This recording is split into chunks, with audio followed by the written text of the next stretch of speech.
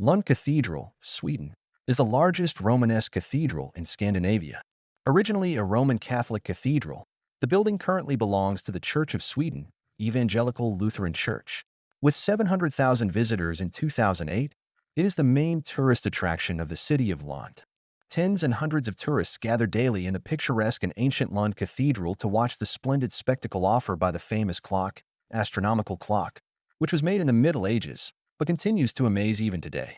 When the fixed hours strike, two knights in shining armor emerge from the clock and cross their swords as many times as the hours announce.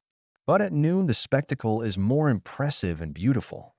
After the 12 sword crossings of the knights, two buglers, standing on either side of the Virgin Mary, in whose arms the little Christ is, raise their trumpets to their mouths and intonate an old Christmas hymn. Then the door to the left of the Virgin Mary opens and a herald appears, followed by three figures, the Magi, who in the Middle Ages were the symbol of the three continents known at that time: Europe, Asia, and Africa. The Magi bow deeply when they arrive before the Virgin Mary, but the servants who accompany them are not allowed to greet her, which shows the inferiority of their rank. Once it has passed the Virgin Mary, the procession disappears through a door on the right, which closes behind it. The music stops, and the show is over. But it is not the decorations and the perfection of the mechanism that constitute the most interesting feature of this unique clock. It offers a series of astronomical and astrological indications.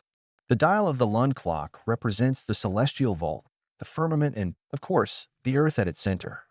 On the clock, you can see the equator and the tropics, the local meridian, the horizon, and all the other astronomical lines, but that's not all. The clock indicates the solar, lunar, and sidereal day, the synodic and sidereal month, the sidereal year, the lunar phases, the places of the sun and moon in the zodiac, the sunrise and sunset of the sun, the moon and stars, sunset and sunrise, all this over hundreds of years. All these indications have been piled up in the upper, astronomical part of the clock.